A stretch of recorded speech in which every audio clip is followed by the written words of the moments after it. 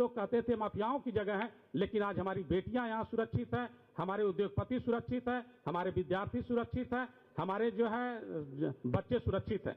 पहले कहा जाता था कि यही, जब मैं इलेक्शन लड़ रहा था तो विपक्ष के लोग कहते थे कि भारतीय जनता पार्टी जो है शिक्षा और चिकित्सा और रोजगार पर बात नहीं करती है। तो हमने कहा, और कहते थे केवल जो है धर्म की बात कर, तो मैंने कहा कि हम लोगों के सामने बैठकर एक बार बात कर लो।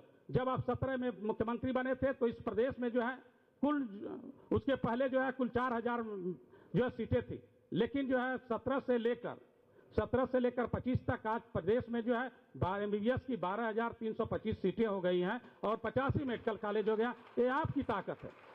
और जहां विद्यालय नहीं, विद्यालय में अध्यापक नहीं जाते थे, आज वो विद्यालय चमकता हुआ दिख रहा।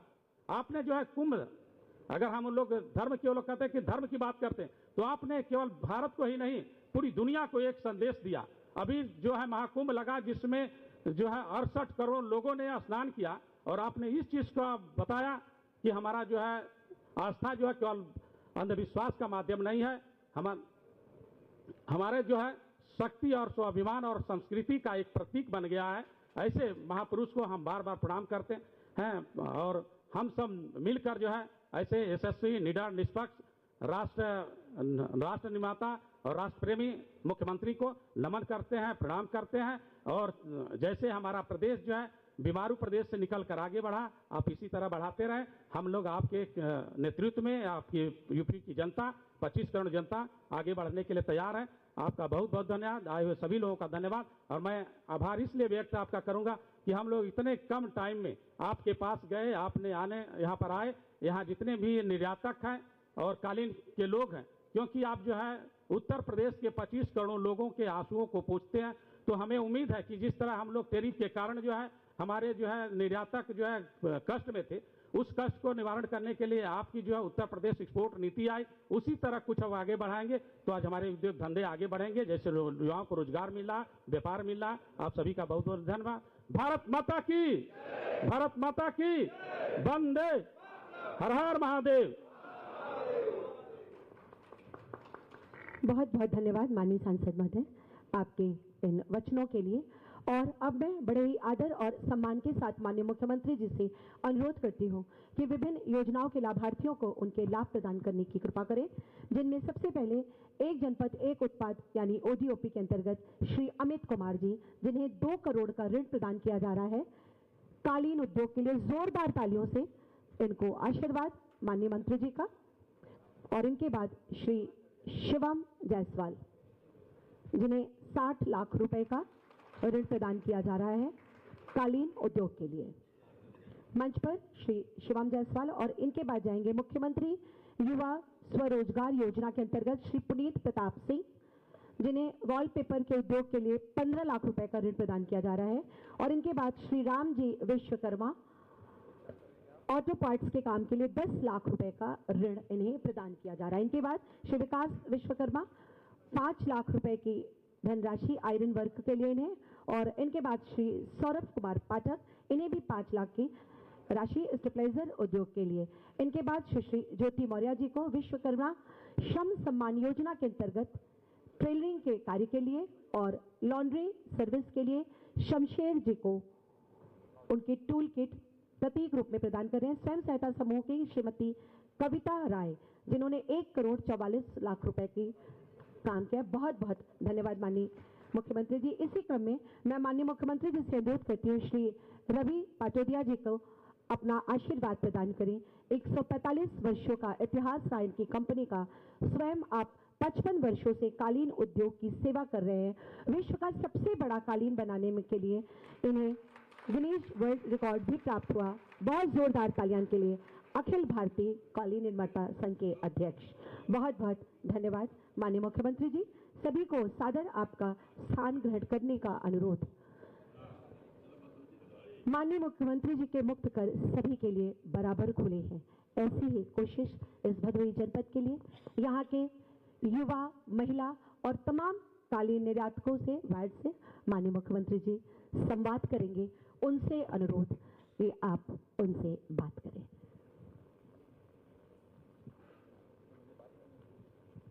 जी, जिसमें से सबसे पहले हाँ, माइक है सर।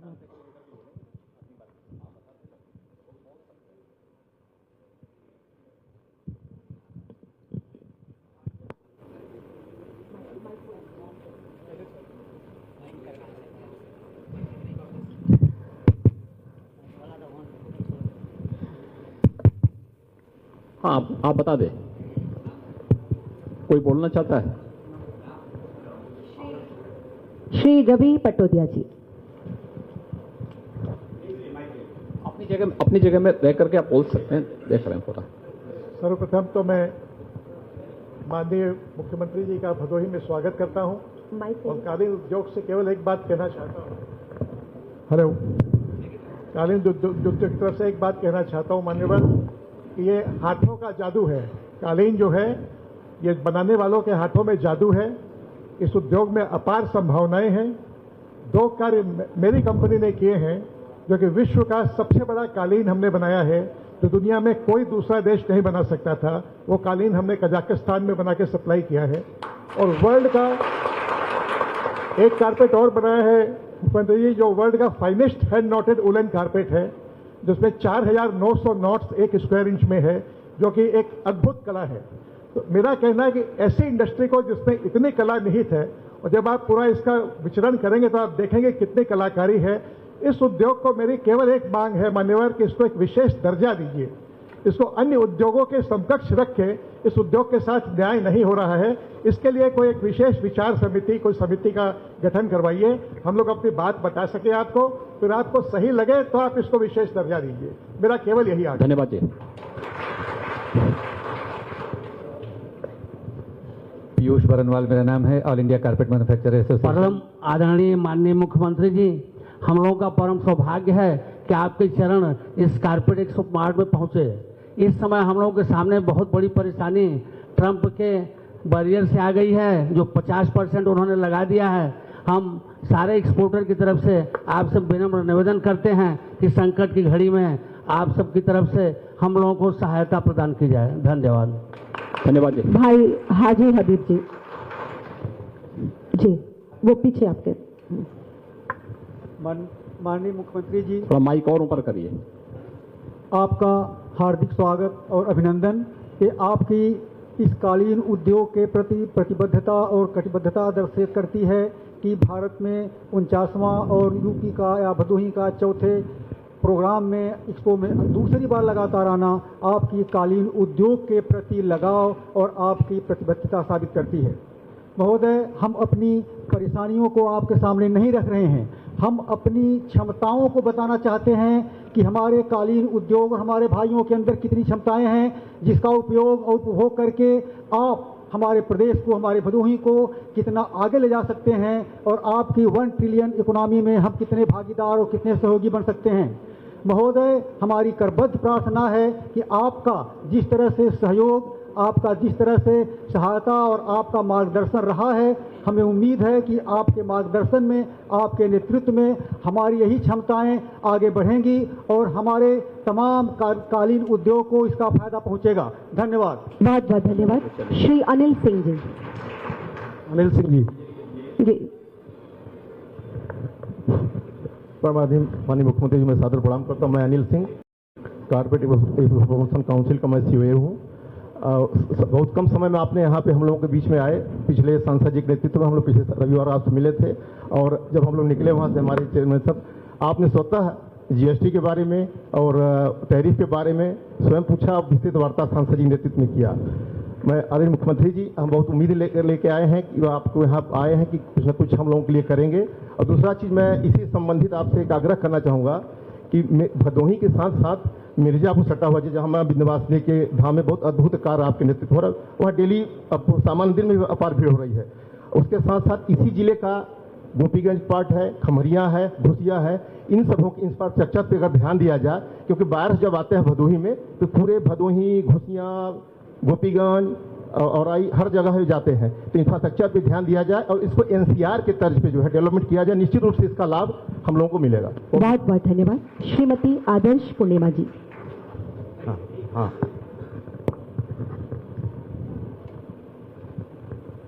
माँ शारदा, माँ शक्ति सबके वरद पुत्र के स्वरूप आपको मैं नमन करती हूँ पहले।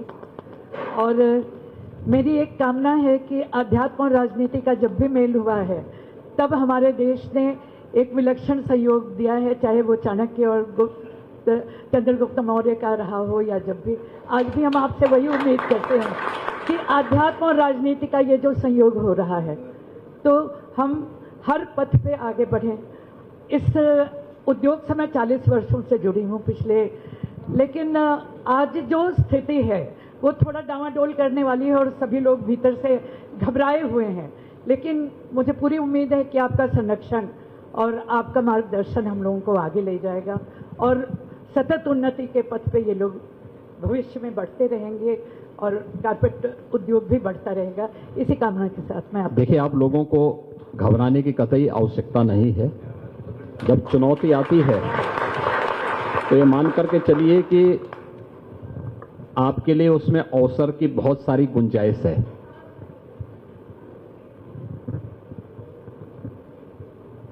आप केवल एक टैरिफ से भयभीत हो गए। याद करिए, आज से 11 वर्ष पहले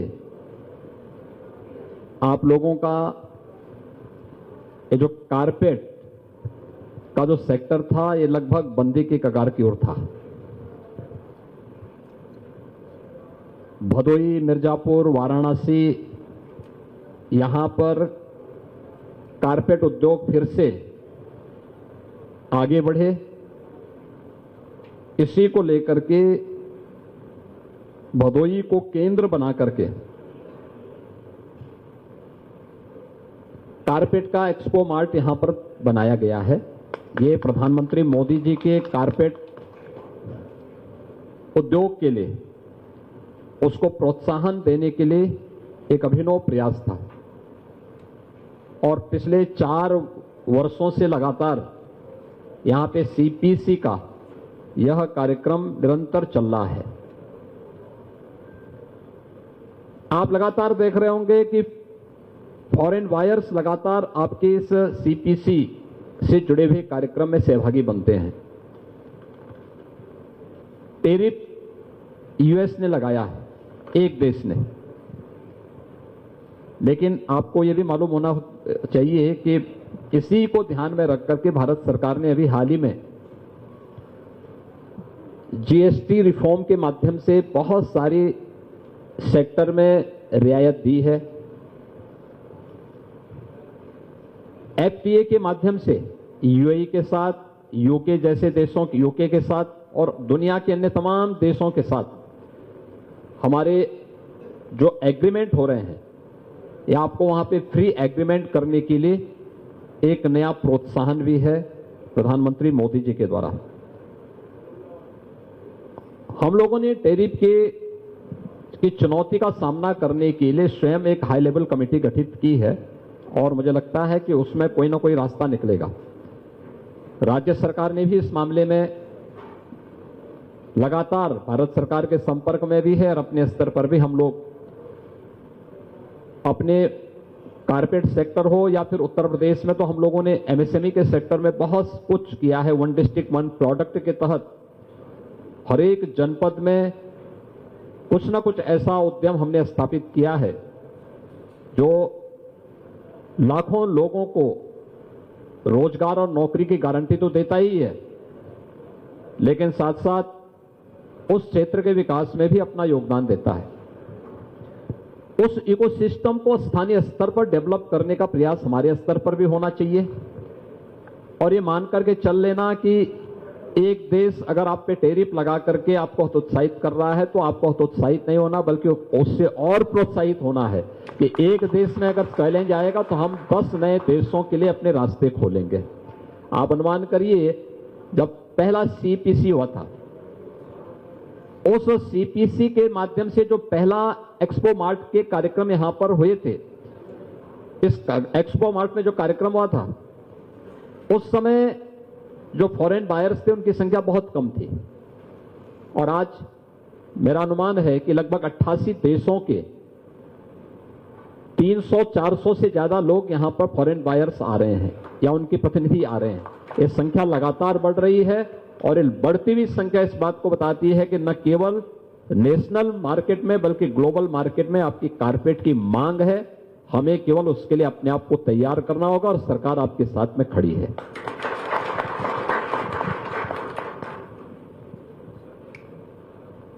अगले आदरणीय श्री पीयूष जी।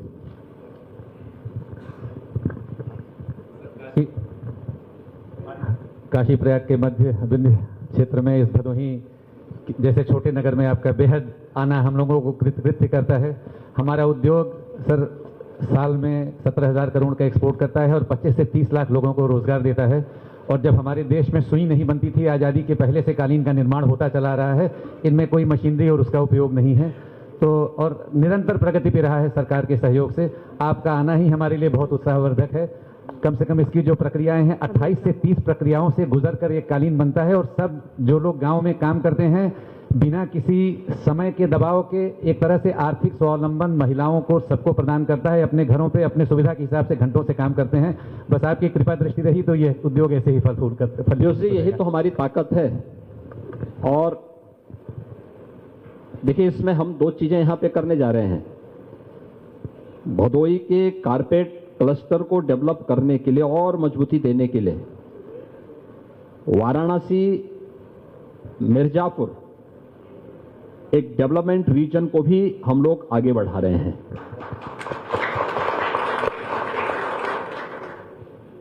लगातार इस दिशा में सरकार के स्तर पर प्रयास हो रहे हैं। इसके अलावा यह हमारी सबसे बड़ी ताकत है, जो मैंने पहले भी कहा कि 17 के पहले या 14 के पहले ये सब उद्योग लगभग मृत प्राय सा हो गया था। 14 के बाद प्रधानमंत्री मोदी जी ने उसमें ताकत देकर के उसे आगे बढ़ाने का प्रयास किया और 17 में जब प्रदेश में हमारी सरकार बनी तो हम लोगों ने 1 डिस्ट्रिक्ट 1 प्रोडक्ट के तहत भदोही के लिए तो कालीन को ही, हमने कारपेट को ही यहां का प्रोडक्ट घोषित किया था। इसके अलावा उत्तर प्रदेश के 75 डिस्ट्रिक्ट हैं, सभी जिले के लिए एक एक प्रोडक्ट को हम लोगों ने वहां के लिए चिन्हित किया और 1 डिस्ट्रिक्ट 1 प्रोडक्ट को न केवल ब्रांडिंग की बल्कि उसको डिजाइन के साथ, पैकेजिंग के साथ, मार्केट के साथ जोड़ने के लिए भी अपने स्तर पर प्रयास किए। आज परिणाम है कि अकेले उत्तर प्रदेश 2 लाख करोड़ रुपए से अधिक के प्रोडक्ट को यहां से एक्सपोर्ट करता है। पूरे प्रदेश भर से हम एक्सपोर्ट करते हैं, जो पहले 17 के पहले उत्तर प्रदेश जैसे राज्य के लिए एक सपना था, आज वो हकीकत है। और मैं इस बात को कह सकता हूं कि हमारे सामने बहुत सारी चुनौतियां आएंगी, लेकिन उन्हीं चुनौतियों से हमें रास्ता निकालना है। और मेरा मानना है कि कारपेट उद्योग और सिल्क क्लस्टर के रूप में जो ये वाराणसी मिर्जापुर जोन जाना जाता है, एक कारपेट और सिल्क क्लस्टर को आगे बढ़ाने में सरकार पूरी तरह प्रतिबद्ध है और इसको आगे बढ़ाने में हर प्रकार का सहयोग करेगी। बहुत बहुत धन्यवाद माननीय मुख्यमंत्री जी। और अगला नाम आदरणीय अफशान जी, अफशान नसीब अंसारी साहब। नहीं है, आप बोल दीजिए, अपना नाम बता दीजिए। पूज्य महाराज श्री आलोक बर्नवाल, कालीन निर्यातक हूँ। आपके सम्मुख एक बात रखना चाहता था महाराज जी। ड्रेन हमारे देश की एक बहुत बड़ी विषम परिस्थिति रही है। विगत कई वर्षों में हमारे विद्वत जन अमेरिका और अन्य यूरोपीय देश में जाते रहे हैं। आज इमिग्रेशन की जो स्थिति है, आप देख रहे हैं कैसे वापस भेजा जा रहा है। इसी तरह हमारे क्षेत्र का जो है संबल था श्रम शक्ति, और श्रम का पलायन शहरों की तरफ बड़ी तेजी से विगत 10 वर्षों में हमारे प्रदेश से, हमारे क्षेत्र से हुआ है। लगभग 200 किलोमीटर के दायरे में कालीन और दरियों की बुनाई का कार्य हमारे उद्योग के द्वारा होता था, जो कि बहुत ही सीमित हो गया है। और आने वाले समय में ऐसा प्रतीत होता है कि बुनकरों की कमी की वजह से क्षेत्र हमारा ये उद्योग जो है निश्चित रूप से नीचे की तरफ अग्रसर हो रहा है। तो मेरा सुझाव है आपसे कि महिला शक्ति एक ऐसी है जो कि गांव में, घरों में रहेगी। पुरुषों के पास तमाम विकल्प हैं, वो बाहर चले जाएंगे, घर में भी रह के बाहर के कार्य कर लेंगे, लेकिन महिलाएं तो घर में रहेंगी, कुछ कृषि का कार्य करेंगी, बाकी अपने घर में। तो इस उद्योग को विशेष रूप से महिलाओं के साथ जोड़ने का उपक्रम किया जाए, ताकि महिलाएं घर में तो रहें ही, आर्थिक रूप से संबल भी बने और हमारा उद्योग जो कि एक हेरिटेज है, कई वर्षों की हमारी थाती है, ये जीवित रहे। यही सुझाव है सर। धन्यवाद जी आपको। बहुत बहुत धन्यवाद। ये अंतिम वक्ता थे। अब मैं बड़े ही आदर और सम्मान के साथ मंच की अनुमति से अनुरोध करती हूँ भदोही को प्रगति के पथ पर अग्रसर बनाने के लिए प्रयत्नशील और बनाने वाले हम सबके प्रेरणा स्रोत माननीय मुख्यमंत्री जी से अनुरोध कि आज हम सबको इस अवसर पर अपना आशीर्वाद प्रदान करें, हमारा मार्ग प्रशस्त करें।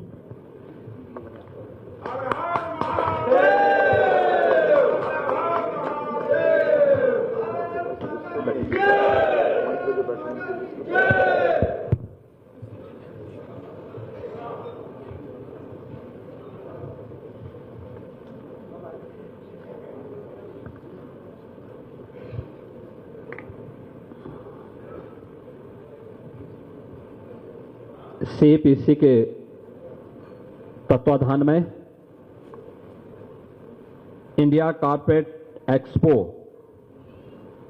के 49वें संस्करण और भदोही कारपेट एक्सपो के चतुर्थ संस्करण के कार्यक्रम में आज के समारोह में उपस्थित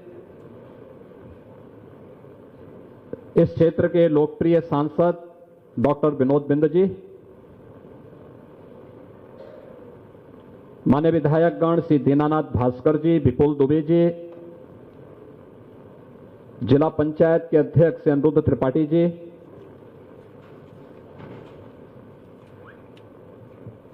विकास आयुक्त हस्तशिल्प भारत सरकार श्रीमती अमृत राज जी, CPC के चेयरमैन श्री कुलदीप जी, आज के इस कार्यक्रम में उपस्थित भदोही कारपेट उद्योग से जुड़े हुए सभी पदाधिकारीगण, अन्य सभी स्टेक होल्डर्स और उपस्थित बहनों और भाइयों, मेरे लिए यह अत्यंत महत्वपूर्ण क्षण है जब भदोही जनपद में इंडिया कारपेट एक्सपो के इस 49वें संस्करण में मुझे भागीदार होने का अवसर प्राप्त हो रहा है। जब पहला संस्करण भदोही के कारपेट एक्सपो का प्रारंभ हुआ था, उस समय मुझे इस कार्यक्रम में भागीदार बनने का अवसर प्राप्त हुआ था। प्रारंभ से ही मेरा यह मानना रहा है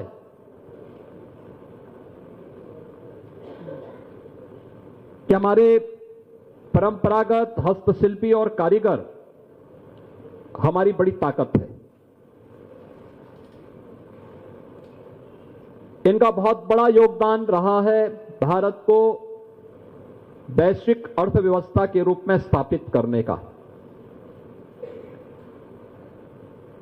जब हम भारत की बात करते हैं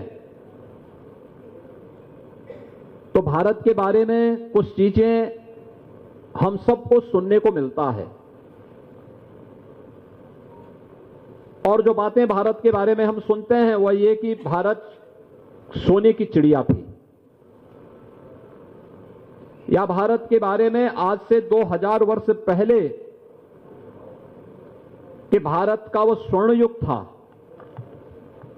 और स्वर्ण युग ही नहीं था, ग्लोबल इकोनॉमी में भारत की भागीदारी उस समय अकेले भारत 40% का योगदान करता था।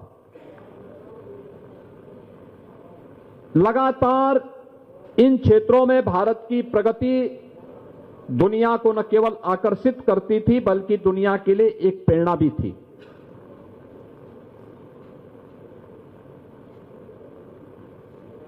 सन 1100 में अगर भारत की इस व्यवस्था को देखेंगे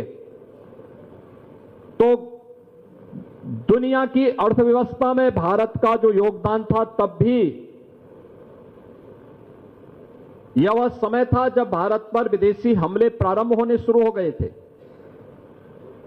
तब भी भारत की भागीदारी 25 से 26% दुनिया की अर्थव्यवस्था में भारत की भागीदारी थी और 18वीं सदी आते आते भारत की भागीदारी 23% तक थी। जब ये देश 1947 में आजाद होता है तो भारत की भागीदारी ग्लोबल इकोनॉमी में मात्र 1.5 से 2% तक रह गई थी। सोने की चिड़िया भिखारी बनकर के रह गया था। ये स्थितियां क्यों हुई? अगर आप इसकी तह में जाएंगे तो बहुत कुछ जानने और समझने का अवसर आप सबको प्राप्त होगा। सबसे पहले भारत प्रकृति और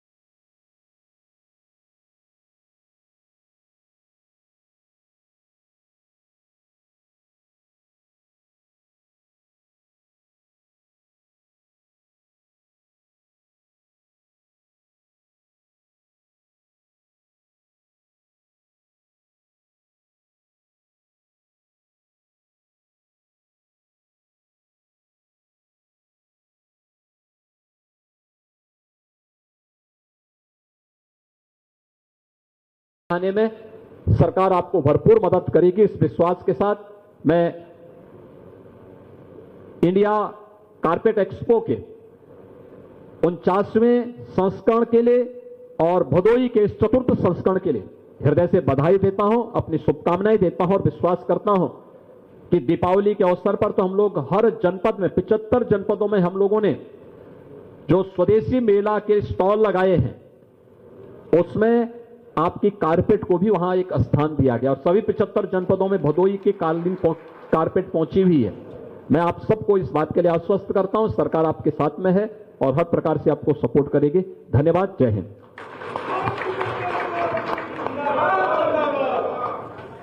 बहुत बहुत धन्यवाद माननीय मुख्यमंत्री जी, आपके इस प्रेरणादायी उद्बोधन के लिए, हम सबको आशीर्वाद के लिए।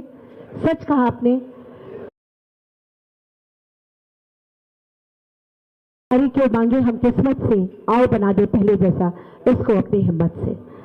मैं सभी को उनके स्थान पर बैठने का अनुरोध करती हूँ और सम्मानित मंच पर उपस्थित श्री कुलदीप राज वाटल जी, चेयरमैन CPC को अनुरोध करूंगी सम्मानित मंच के प्रति माननीय मुख्यमंत्री जी के प्रति आभार ज्ञापित करने के पुनीत कर्तव्य का निर्वहन करें।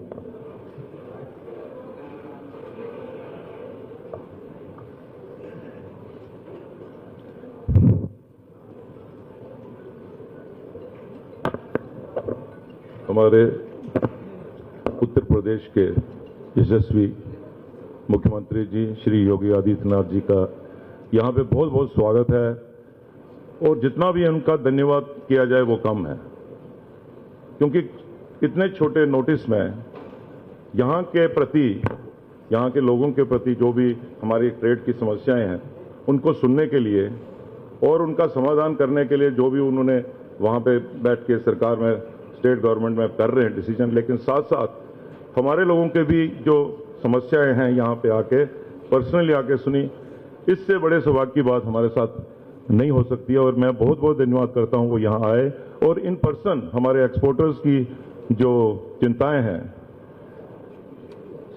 मैं माननीय ये कहना चाहता हूँ कि हम अमेरिकन टैरिफ से घबराए नहीं हैं। टैरिफ, कारपेट उद्योग ने बहुत ही संकट देखे हैं, बीच बीच में संकट आते रहे, हम उन संकट का खुद भी निवारण करते रहे और सरकार का भी जो हमको सहयोग मिलता है उससे भी हम आगे बढ़े हैं। मैं आपसे ये अनुरोध करना चाहता हूं कि हमें कुछ इस वक्त समय के लिए, ताकि जब तक हम नए एवेन्यूज, नए कंट्रीज के एवेन्यूज या नए अपने आयाम नहीं ढूंढते हैं, तब तक हमें कुछ सपोर्ट मिलना चाहिए गवर्नमेंट से, ताकि ये जो यूएस का जो हमारे जो ऑर्डर्स आए हैं जो एक्सिक्यूट नहीं हो पा रहे हैं, लोगों के इस वक्त शिपमेंट्स रुकी हुई हैं, उसमें कुछ फाइनेंशियल एड अगर इमीडिएटली मिलती है, जो कि यूएस टैरिफ का समाधान होने के बाद आप विड्रॉ भी कर सकते हैं या उनको रोक सकते हैं, वो सारी चीजें हो सकती हैं। लेकिन सरकार से उम्मीद है कि कुछ ना कुछ हमें दे, किस फॉर्म में दे, कैसे दे, वो आप अपना जो है, जो भी आपकी पॉलिसीज हैं उसके अंडर आप जैसे भी अपना आदेश देंगे अपने डिपार्टमेंट्स को, वो उसको पूरा करेंगे। साथ साथ ये भी है कि हमारे जितने भी हैं, हम पिछले 7 साल से इंडिया नंबर 1 है कारपेट एक्सपोर्ट्स में, हैंड नॉटेड कारपेट एक्सपोर्ट्स में, both in terms of volume and in terms of value, और उसको हम मेंटेन कर रहे हैं। मैं आपको आश्वासन देता हूं कि ये स्टेटस जो है हम खोना नहीं चाहते हैं किसी भी कीमत पे, और इसको मेंटेन करने के लिए कभी हमारी मुसीबतें होती है, कभी परेशानियां होते हैं, तो आपके पास आना पड़ता है, आपको बताना पड़ता है, देखूंगा और समाधान भी होता है। आपने अभी trade policies, export promotion policy, उसमें चेंजेस करी, जो हमारी रिक्वायरमेंट थी यहाँ एक्सपोर्टर्स की, उनको कारपेट कराया, वो सब हमारी नजर में है और उसके लिए हम बहुत हार्दिक धन्यवाद देते हैं आपको कि आप इन चीजों को ध्यान में रखते हैं। और मेरे हिसाब से उत्तर प्रदेश की जो एक्सपोर्ट प्रमोशन पॉलिसी है, उससे बढ़िया कोई एक्सपोर्ट प्रमोशन पॉलिसी किसी भी स्टेट की नहीं है इंडिया में, और वो आपसे प्रोत्साहन लेते हैं, वो देखते हैं कि ये पॉलिसी कैसे बनी और उसी के बेसिस पे अपनी आप पॉलिसी बनाते हैं। ये सब चीजें हमारे ध्यान में है और हम इनको अप्रिशिएट करते हैं, उसके लिए धन्यवाद देते हैं आपको। लेकिन जैसे हमारे रवि पटोरिया जी ने बोला, क्योंकि कुछ चीजें तो मेरे साथियों ने यहाँ बोली, रवि जी ने बोला कि हमारे ट्रेड, सर हमारा ट्रेड एग्रीकल्चर, जैसे एग्रीकल्चर इंडस्ट्री है वैसे ही कारपेट इंडस्ट्री भी है, it is in sync with that industry, so we were treated as an at par with agriculture industry. Some years before, लेकिन आस्ते आस्ते हमको उस क्षेत्र से अभी एलिमिनेट किया गया है और हमको जो स्थान मिलता था हस्तकरघा बुनाई का जो कारपेट का था वो स्थान में नहीं मिल रहा है। और उससे जो बेनिफिट जुड़े हुए थे, कैश इंसेंटिव थे, लाइसेंसेस मिलते थे, विशेष कृषि लाइसेंस मिलता था, इंटरेस्ट सबवेंशन मिलता था, सब हटा दिया गया। तो ये सब चीजें एक दफा इतने गट्ठे बर्दाश्त करना इंडस्ट्री के लिए मुश्किल होता है। तो इसलिए आपका इसमें इंटरवेंशन और आपसे बहुत बहुत उम्मीद है, इसके लिए मैं आपका फिर धन्यवाद करता हूँ। आप यहाँ आए, हमारी बात सुनी।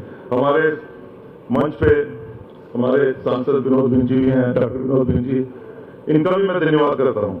जब भी हमारे कोई छोटी मोटी समस्या होती है हम इनके दरवाजे पे पहुंच जाते हैं और ये अपना द्वार खोल के जहां जाना होता है, जहां जिस भी अपने मंत्रालय में हमारी समस्याएं होती है उनके पास उनके जाके समाधान करते हैं। मैं उनका भी धन्यवाद करता हूँ। साथ साथ हमारी madam DC development commissioner handicraft Amrita ji, वो भी हमारे इंटरनेशनल इवेंट्स में, लोकल इवेंट्स में, स्किल डेवलपमेंट में, क्योंकि हमारे पास व्यूअर्स की भी कमी हो रही है आजकल, और उसमें हमारे पास व्यूअर्स को, क्योंकि व्यूअर्स का पलायन हो रहा है, उसमें लेडीज को कैसे ट्रेन किया जाए और व्यूअर्स प्रोड्यूस करे ताकि ये कारपेट की वीविंग खत्म ना हो, उसमें वो हमारे ट्रेनिंग सेंटर्स में या बाकी सेंटर्स में भी अपना सहयोग देती हैं। उनके लिए भी उनका धन्यवाद है। अपने मंच पे विराजमान श्री अनुरुद्ध त्रिपाठी जी, जो अध्यक्ष हैं जिला पंचायत के, श्री विपुल दुबे जी MLA जो हैं यहाँ के, और दीनानाथ भास्कर जी, त्रिपाठी जी, आप सबका मैं धन्यवाद करता हूँ। आप यहाँ पे आए, आपने भी हमारी जो है समस्याएं टाइम टू टाइम हम आपसे बताते हैं और जाके उनका हमारे मैं बहुत धन्यवाद करता हूँ। माननीय मुख्यमंत्री जी, मैं बहुत आपका इतना शॉर्ट नोटिस पे मेरी कभी उम्मीद नहीं थी कि ये हो पाएगा, लेकिन आपने एक कर दिखाया। और बहुत धन्यवाद। और इसी के साथ ये शाम लेता है जय हिंद, जय भारत, वंदे मातरम।